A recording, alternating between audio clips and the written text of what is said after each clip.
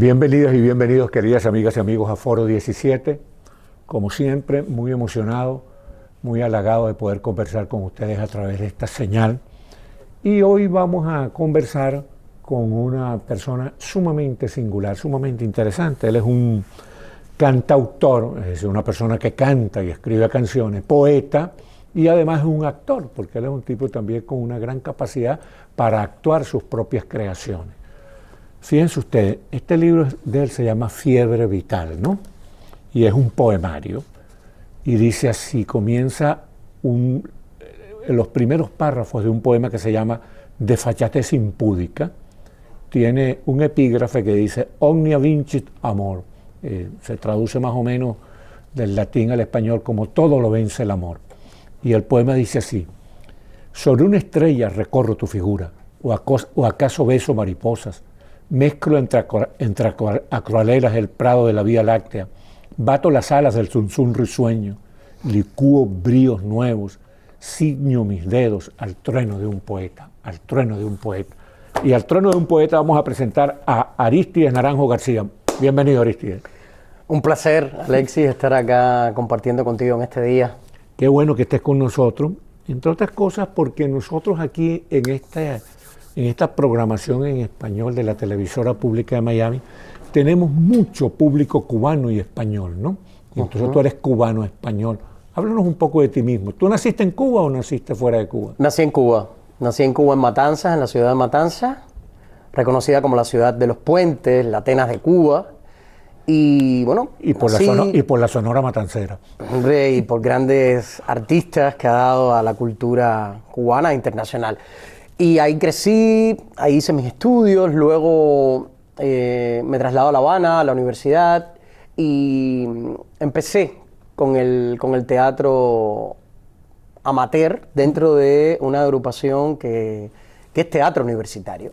Ahí tuve la posibilidad de empezar a interpretar personajes. Si bien es cierto que desde Matanzas, con mi maestro René Quirós, que fue el primero que me habló de respiración diafragmática, de lo que es estar en un escenario, de lo que es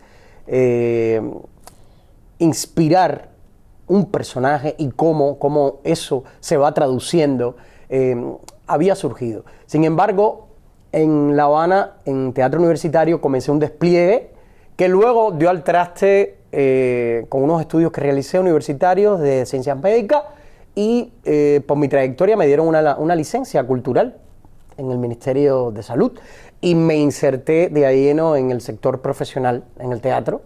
Comencé allí con el maestro José Milián, Premio Nacional de Teatro 2008, en Pequeño Teatro de La Habana. Comencé una trayectoria ininterrumpida que empezó en teatro, de teatro, estando en teatro y manteniendo teatro, derivó a radio, estuve 4 años en la radio, estando en radio y manteniendo el teatro, apareció la televisión, y tuve la primera oportunidad en televisión, y luego fue un decursar de interpretaciones, de personajes, de experiencias. ¿Y cuándo te fuiste de Cuba? En el año 2011. En el año 2011 se dio una posibilidad y estuve en España a través de talleres, de cursos que fueron impartidos, y ya en el decursar de ese tiempo fui tomando la determinación de contrastar otras culturas, otras experiencias y abrir mi horizonte de mente y mi horizonte artístico. ¿Y qué has hecho en España? Sí, tienes entonces, si te fuiste en el 2011, tienes como 15 años. 15 años ya pasados en España. En Madrid, ¿no? En Madrid. En Madrid.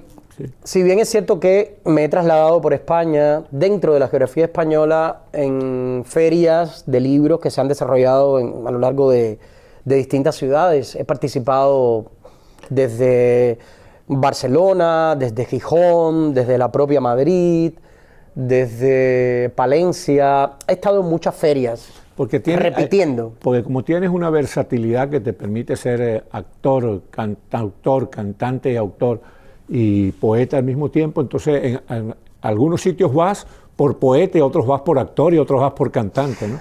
Yo creo que de lo que se trata es de no dejar de crecer y de no dejar de sentir que esto es un sendero que, por mucho que transitemos en él, siempre nos quedan esos pendientes de crecer y sobre todo ir adquiriendo experiencia a través de los maestros y de las personas que nos aportan con todo su conocimiento y con todo su talento.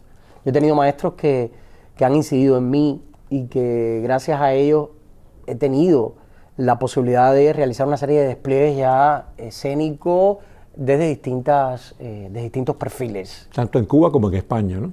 Sí, tanto en Cuba como en España. En Cuba, dentro del teatro universitario, estaba César Montero, luego estuvo José Milián, luego vinieron muchos directores de radio, entre ellos Héctor Pérez Ramírez, un excelente director ya fallecido, y directores de televisión también. ¿Y cómo hacían dentro de las limitaciones que la dictadura impone a la creatividad? ¿Cómo se manejaban ellos allí? Bueno, en el momento las producciones en las que yo participé contaban con los requerimientos que se necesitaban, ¿no? Pero bueno, sabemos que la televisión es un medio que demanda muchísimo contenido, muchísima infraestructura, demanda cosas que sí, las carencias evidentemente están, pero yo creo que se impone el deseo, se impone la pasión por llevarla a cabo, ¿no? Y en definitiva es una cosa personal. Yo te pregunto, porque es interesante, ¿no? Sobre todo, ¿cómo hacían para gambetear, para eludir las restricciones a la creatividad? No, se dieron, por ejemplo, en procesos en los que yo estuve, se daban determinadas pausas que a veces estaban fuera de los límites calculados por la producción por cosas que se suscitaban. Porque uno se adentra a un proyecto, uno no sabe luego todas las disyuntivas que pueden ocasionarse. Pero al final se sorteaban cosas y bueno, se salía adelante. Sí, señor. Sí, hay que ser muy astuto en los países totalitarios para uno poder expresarse. Entonces, y en España, ¿cómo te ha ido en el sentido de la creación? La creación está en uno. Yo creo que cuando sientes que hay una inventiva en ti, en tu imaginario, en lo que tú percibes de la realidad, porque percibimos de la realidad, la naturaleza nos proporciona, nos alimenta y luego nos permite construir un poema, nos permite ver la apariencia externa de una persona para luego esa manera de ser, trasladarlo yo a una interpretación, porque el actor capta de la realidad, el poeta inspira los signos que la naturaleza le transmite. De hecho, la poesía, que para mí está en el centro del universo y está en el centro de la propia creación, está mama de todas esas jeroglíficos, de todas esas pinturas abstractas en cuevas, de todo lo que existe. Sí, todo lo que es la experiencia de la humanidad. Pues, exacto, y todo lo que los elementos naturales, en una interacción con el hombre se cuestionaba, se preguntaba, intentaba indagar, intentaba llegar a una conclusión, a una respuesta. Yo creo que en ese tránsito, en ese camino, está la riqueza de lo que un artista puede proponer a sus semejantes.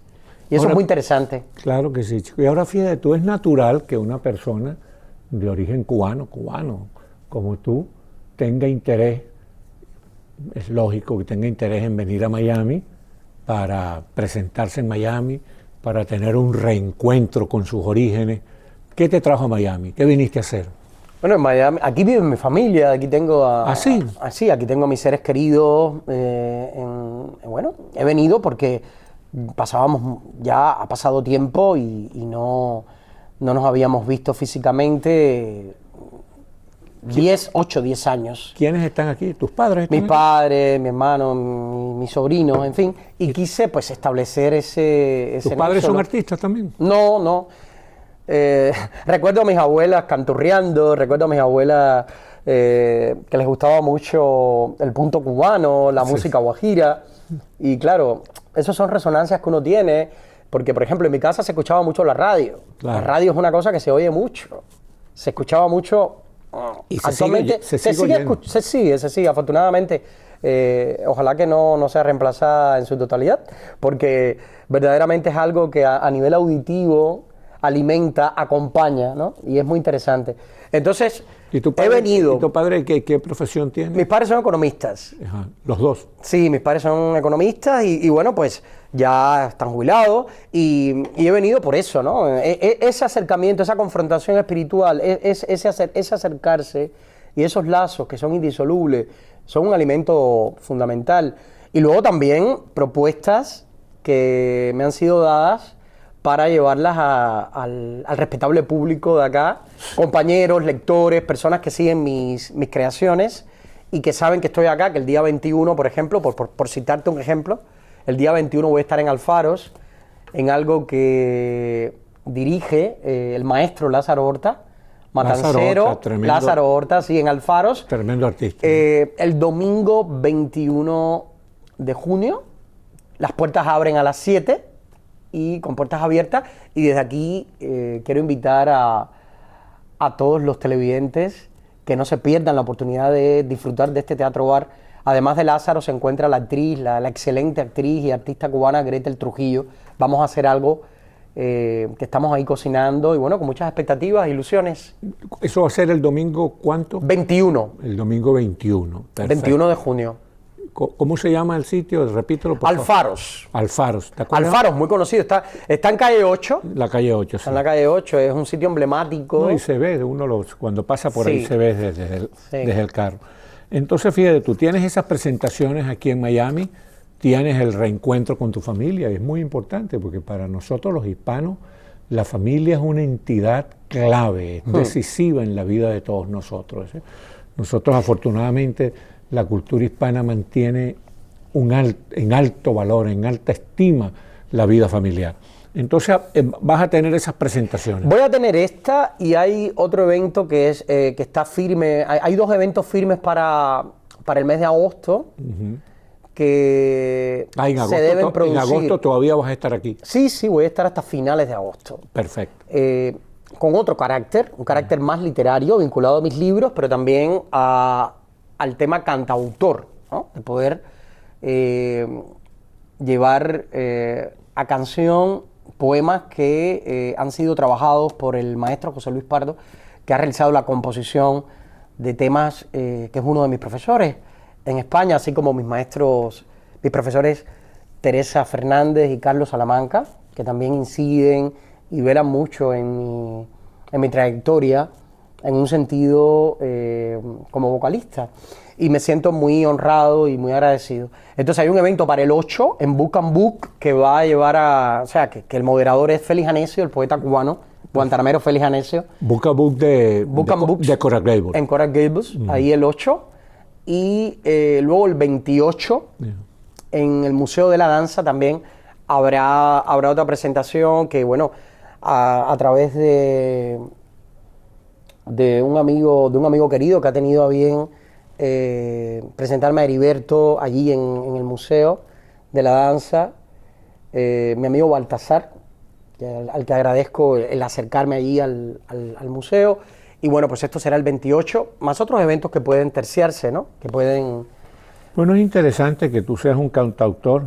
Yo tengo una muy cercana en mi familia, que mi hermana también, que vive en Madrid, es cantautora. Tu hermana, que es un ser adorable, es una persona que me habló de ti, que me dijo, cuando vayas, tienes que contactar con Alexis. Y sí, mi querida Edith, a quien agradezco tanto también, una persona con un arrojo hacia la música, hacia el arte en general, porque es un artista y es una persona que inspira todo eso. Y me habló y me dijo, tienes que, así como mi querido amigo Antonio Nascimento, que también es una persona muy, muy cercana y entrañable. Sí, no, mi hermana de Yolanda Salazar es muy, muy creativa. Su nombre, sí. Ella se presenta como Edith Salazar solamente. Exacto. Ahora fíjate tú, eres escritor, aparte de cantautor, aparte de actor, eres escritor. Tienes 2 libros que vamos a mostrárselos al público. Tengo 2 libros publicados. Tengo este que es Fiebre Vital. Es un libro que salió en el año 2019, que está en segunda edición, que se encuentra en mi página personal de Amazon. Y tengo este que es Itinerario de la Herida, que es un libro que salió en el año 2021. Ahora, También lo que me impresiona de este libro es que ya su nombre tiene mucha carga, mucho aroma poético, o sea, itinerario de la herida, ¿no? Ya es Sí. poético en sí mismo, no per se. Sí, itinerario de la herida, el mismo nombre te indaga sobre un trayecto, sobre un sendero, un camino. Y fiebre vital, o sea, es una manera metafórica, evidentemente, de expresar como esa fiebre, esa elevación de esa temperatura. La tensión de la vida, ¿no? Sí. Ahora, bueno, háblanos un poco. Tengo entendido también, se me olvidó preguntarte, tengo entendido que vas a tener una presentación con Lázaro Horta en un grupo cultural que nosotros estimamos mucho aquí, que se llama Pinceladas del Arte, de Alejandra Cosío del Pino. Estaremos por allí dándole una promoción también al evento del 21, evidentemente, y vamos a estar Gretel, Lázaro y yo allí junto a Alejandra, que no conozco todavía su entorno, pero a ella sí le he conocido. Esa es una mujer bellísima. A ella sí le he conocido. Por donde quiera que se la mire. Sí, a ella sí le he conocido. Una gran actriz, una gran promotora cultural. Sí, qué bueno que vaya. Le agradezco mucho porque fue muy atenta. Cuando nos vimos la primera vez allí en el anterior, en el piano bar que ofreció Lázaro, en el mes pasado, fue muy cercana, fue muy atenta, muy educada, me encantó. Sí, esa es una mujer muy bella. Mira, entonces fíjate tú. Tienes estos dos libros. Más o menos haznos una pequeña descripción de cada uno de los libros y si te provoca, lee un pedacito de... Aquí en este libro justo que... El poema que yo leí, el pedacito de poema que yo leí es de este libro, de Fiebre Vital. Fiebre Vital. Fiebre Vital, lo pongo acá en su contraportada, es confesión de amor en calles de esperanzas, aunque el destino gire inexorablemente. Es ilusión constante tejida entre hebras tiernas, desenfrenadas, eróticas. Las distintas facetas del más grande de los sentimientos se plantan en un escenario de ausencias, reencuentros, evocaciones, dudas, certezas. La temperatura no conoce lenguas ni geografías y sube, irremediable, ante un campo de árboles y estrellas. Allí canta un poeta desnudo, a plena voz, que sueña abrazar al mundo. Sí, señor. O sea, yo creo que es una manera muy concreta, inevitablemente directa para el lector, el amante del verso. Yo creo que la poesía tiene cómplices. El texto tiene mucha textura poética. Bueno, después de todo es poesía. Y por eso de repente te atrapa porque es evocador, es sugestivo, es realmente es como brotado del alma, ¿no? Exactamente. Ahora fíjate tú, y háblanos un poco del otro libro que se llama Itinerario de la herida. Bueno, Itinerario de la herida, un libro con el que estuve trabajando cerca de 7 años, desde que lo comencé hasta que salió por editorial. Acá se plantea un trayecto, pero la confrontación aquí va desde distintos ángulos.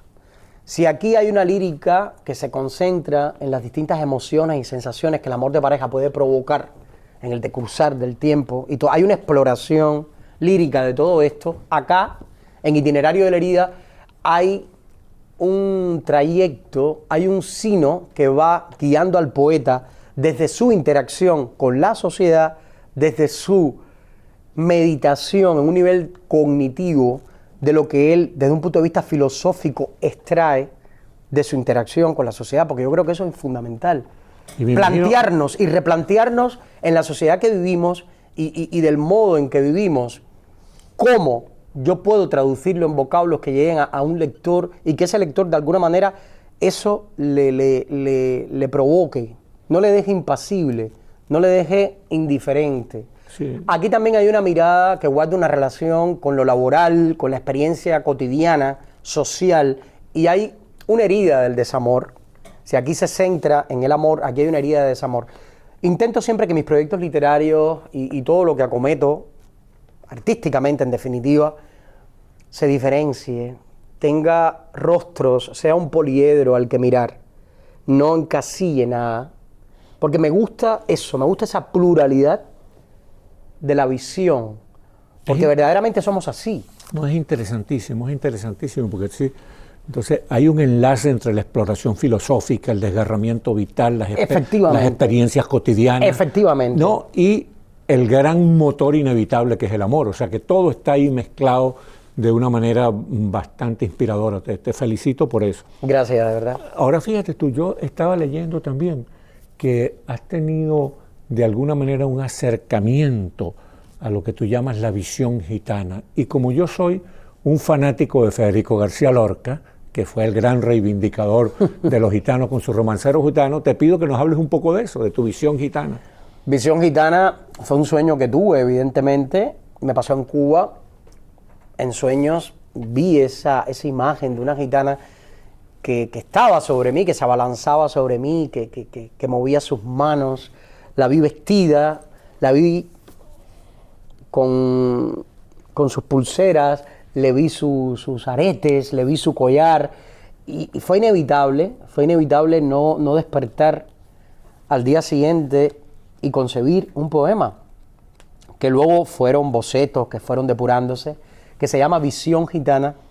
Y en el disco... Léenos un pedacito. Sí, claro que quiero leerlo, sí, es emocionante y dice: tu gitana me visitó esta mañana, ole con ole, furor de tacones, peineta de nácar, estola brocada, vestido de fuego, óvalos de lana, pulsera amarilla del sol de la Mancha, ajorca esmeralda, collarín de plata.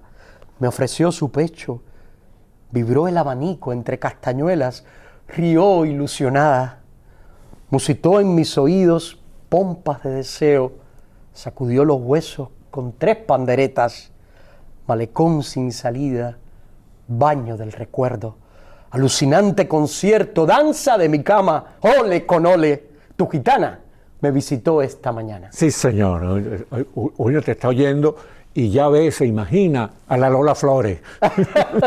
Pues te he pirado un sueño, un sueño, y además tengo la dicha de que también sea canción, y siempre que la canto... La gran cancionera gitana Lola Flores. Sí, grandiosa. Sí. Ahora, estaba leyendo en tu presentación que tú postulas que el arte es un camino de aprendizaje y que hay que trabajar las palabras con cierto detenimiento, con cierto amor, con cierto cariño. Sí. Y esto es muy importante porque para el creador literario, para los ensayistas, para el discurso político incluso, para el discurso gerencial, es muy importante hacer una disección que nos permite entender que las palabras significan una cosa y sugieren otra. Tienen lo que se llaman denotaciones y connotaciones. O sea, una palabra significa, por ejemplo, la palabra revolución significa un gran cambio. Eso es lo que significa, lo que denota. Y lo que connota es violencia, ruina, sangre. Entonces, ¿cómo has manejado en ese proceso de aprendizaje como artista y como poeta, cómo has manejado los significados de la palabra?